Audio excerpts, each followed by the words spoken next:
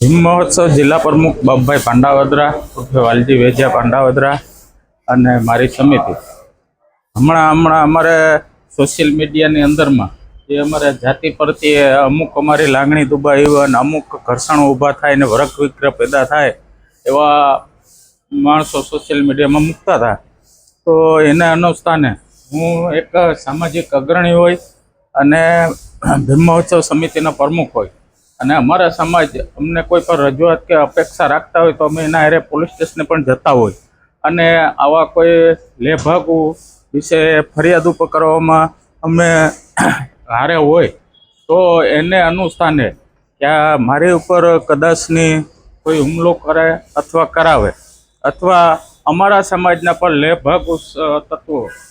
કોઈ અસામાજિક તત્વો હારે ભરી અને પણ મારી ઉપર હુમલો કરાવે અથવા મરાવી નાખે એવી પણ મને દહેશત છે અને બીજું અકસ્માતમાં ખપાવે એવી પણ મને દહેશત છે।